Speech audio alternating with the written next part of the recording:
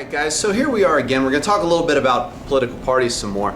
And today we want to go over things like what makes someone a member of a political party, how they're organized, and then how third parties fit in the whole thing. Now we did a lot with third parties, so I'm going to try and stay out of that a little bit, but we'll definitely get into being a member of a party.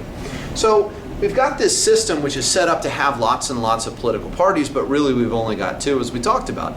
And the question is, when it comes to you, what is it you want to be a part of? Now, obviously, there are two choices that are, sort of the main ones. You've got your Democrats and you've got your Republicans, as we've seen many, many, many times.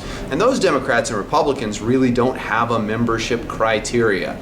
You don't need to show up for meetings, you don't need to give them money, you don't need to do anything in order to be a member of a political party in lots of places. Now, some states will require you to register.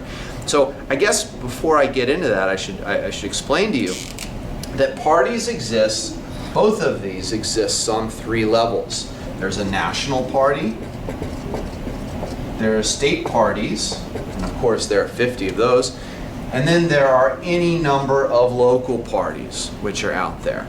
Now, we're not going to worry too much about local parties in this class because this is a U.S. government class. But if you go on to study political science later in life, local politics become very big. In fact, that's where most people have the easiest time gaining access to politics.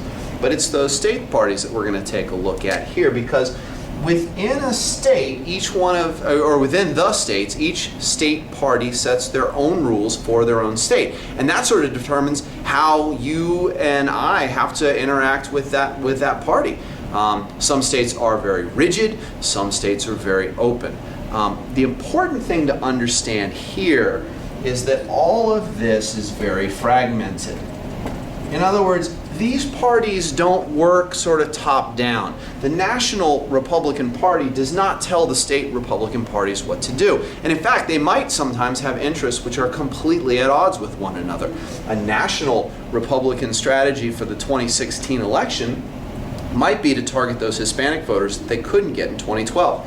Whereas state political parties, and to another extent local political parties, might not have that as part of their agenda at all, because their states might have very small Hispanic populations, or they might be able to win their elections without the Hispanic vote. And yet, political theorists today say that national election will elude them as long as they aren't able to get those Hispanics. But enough about that side of it. Let's look at these state parties, because the state parties set up membership. Now, here in Pennsylvania, we have what's called a closed party system. When you register to vote, when I registered to vote, you're going to be asked to register with a party. And so you're going to choose between Democrat, Republican, or other. There are certainly other choices out there. And in some places like California, you could have as many as 5 or 7 different political parties to choose from. But it's a closed system. Now, this closed idea really goes down to the primaries.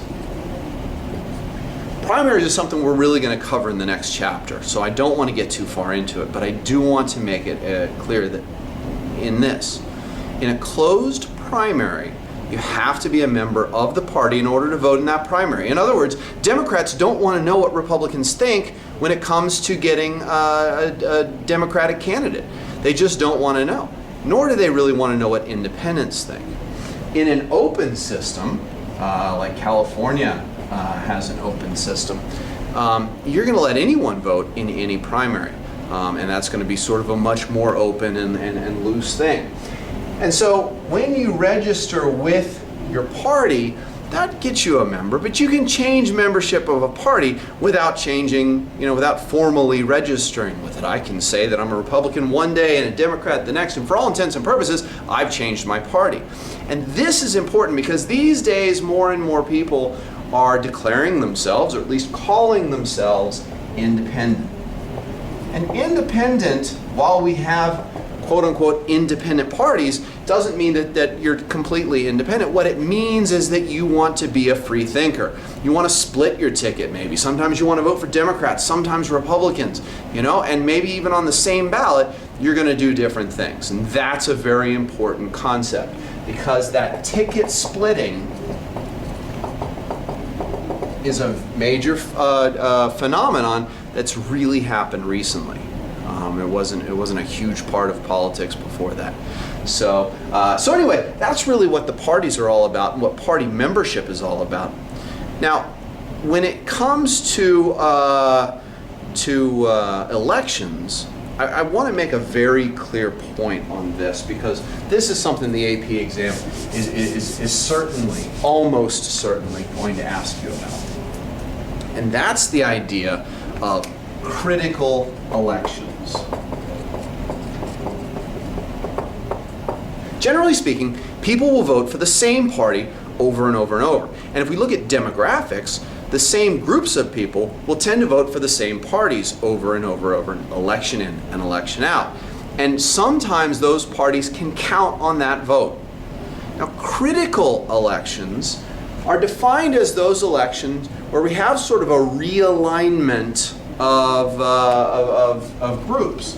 And realignment just means that where there were some groups that might have supported Republicans, now they're going to support Democrats. They don't happen very often. They tend to happen right after some big crisis or right during some big crisis.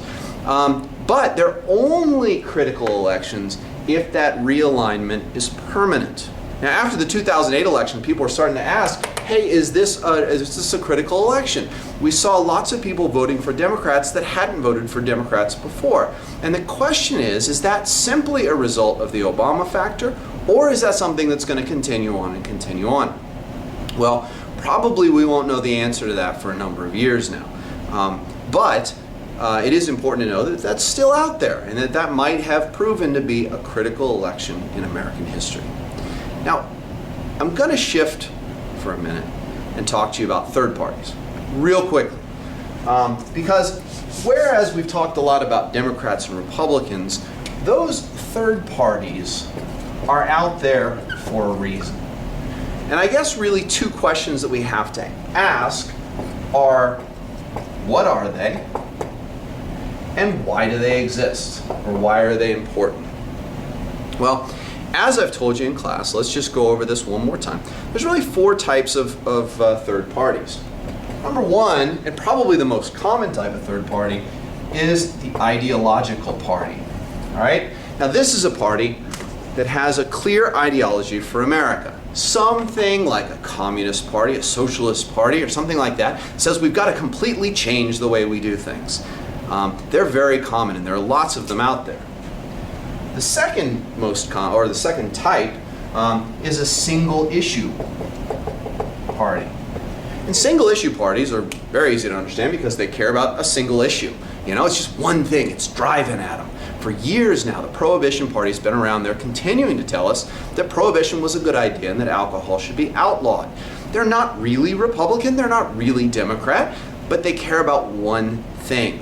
If one of the major parties, though, takes on that issue, that the single issue party will disappear. So they're sort of short-lived. Another type of short-lived party is called a splinter party. And those splinter parties usually start off as part of the Republicans or the Democrats, but something drives them away. And there have been a number of examples. In American history, I told you the story of Teddy Roosevelt and the Bull Moose Party, the Progressives in the 1912 election. They were a splinter party, but the splinter parties go away quickly, just like single issue parties do. Once the person who tends to break away gets out of politics or goes back to the party, the splinter party is pretty much done. And then finally, the last type of party we have here is called an economic protest party. Economic protest parties exist in bad economic times, and they're going to go out there and say, hey, you know, there's really something that we need to do differently in terms of the economy, change the tax policy or redo tariffs or something like that. Again, they're not very permanent because as soon as that economic crisis goes away, they tend to go away.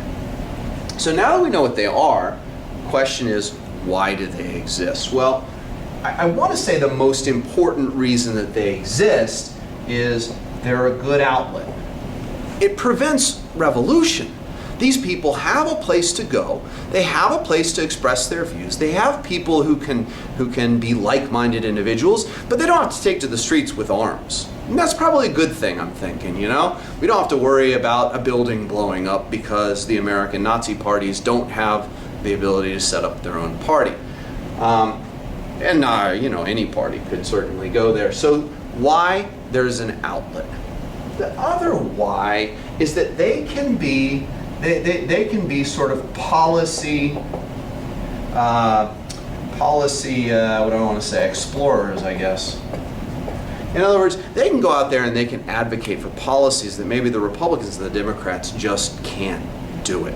Their base, their voters won't want to be a part of it. And yet with these little parties, maybe they can go out and say, hey, let's try something completely different.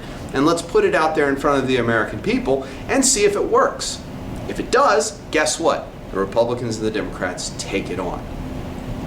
But the other reason that they can exist is they can exist because this is simply an expression of our freedom.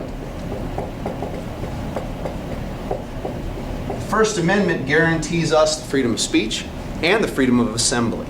And these parties sort of illustrate both of those. Because these people are coming together and they're saying, hey, it doesn't matter to us that we're never going to win an election. It doesn't matter to us that the system is against us. We're going to come together anyway. The reality of these parties, guys, is that they're not going to make an electoral difference unless it's as a spoiler.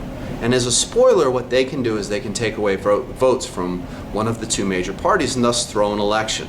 And I've talked to you about the case of the 2000 election, the Green Party. So basically, that's it. Political parties in a nutshell.